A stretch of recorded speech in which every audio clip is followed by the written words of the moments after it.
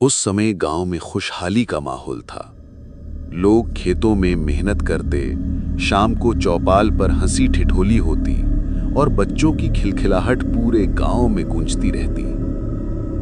लेकिन एक दिन गांव में एक अजनबी तांत्रिक आया।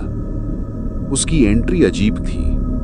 काले फटे कपड़े, गले में हड्डियों की माला, हाथ में लोहे का एक डिब्बा जिससे धीमी धीमी फुसफुसाहट जैसी आवाज आती थी, और आंखें लाल मानो आग जल रही हो। गांव वाले दूर से उसे देख रहे थे, लेकिन किसी की हिम्मत नहीं हुई कि उसका नाम या काम पूछ सके। उसकी चाल धीमी थी, लेकिन उसमें एक अजीब खिंचाव था, जैसे कोई अदृश्य शक्ति लोगों को उसकी तरफ खींच रही हो। अगले ही दिन से गांव में जवान लड़कियां एक एक करके गायब होने लगी।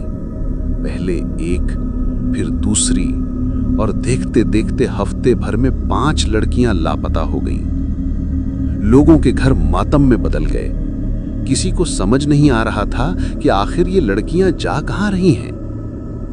तभी निशा नाम की एक लड़की ने गांव वालों से कहा, मुझे लगता है ये सब उसी तांत्रिक का काम है। उसकी आंखों में कुछ अजीब था। गांव के बुजुर्ग भी मान गए कि शक उसी पर है, लेकिन उसके सामने किसी की जुबान नहीं खुलती थी। गांव वाले राजा साहब के पास पहुंचे और सारी बात बताई। राजा बोले, मैं भी इसकी जांच कर रहा हूं, लेकिन अब तक कोई सुराग नहीं मिला। पर तुम सब अचानक मेरी हवेली में कैसे आ गए? निशा ने कहा, राजा साहब, अब तलाश खत्म हो गई है। वो लड़कियां कोई और नहीं, वही तांत्रिक गायब कर रहा है। राजा ने तांत्रिक को बुलवाया। वो हंसते हुए आया। धीमे धीमे उसकी हंसी तेज होती गई और फिर बोला,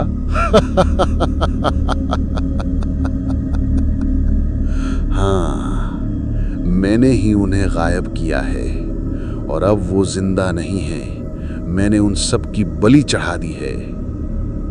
गांव में सन्नाटा छा गया। राजा ने गुस्से में पूछा, ऐसा क्यों किया? तांत्रिक बोला, मैं इस दुनिया पर राज करना चाहता हूं और सबसे शक्तिशाली बनने के लिए मुझे एक आखिरी बलि चाहिए। वो कोई और नहीं, तुम्हारी पत्नी है।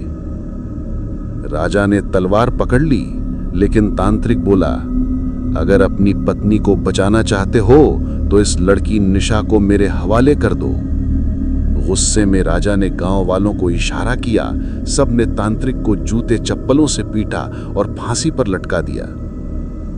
मरने से पहले उसने कहा, तुमने मुझे मार दिया, लेकिन मैं वापस आऊंगा। हर लड़की गुड़िया से खेलती है, अब मेरी आत्मा डॉल्स में बस जाएगी। कई साल बाद गांव की ये कहानी धीरे धीरे पुरानी हो गई। लोग अब डर की बातें कम करने लगे थे। दिल्ली में रहने वाली सना को डॉल्स से बेहद प्यार था। उसके पास दर्जनों डॉल्स थीं, जिन्हें वो सजा के रखती और घंटों उनके साथ खेलती।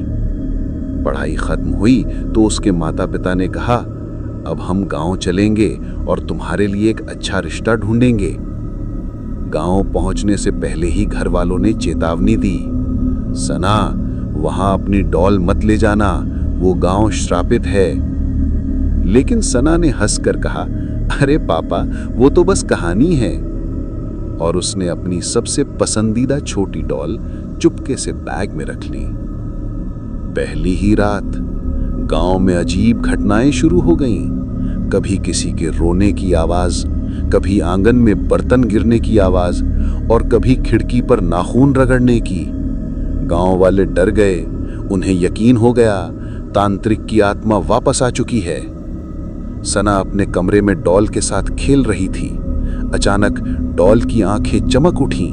उसका सिर खुद ब खुद घूमने लगा।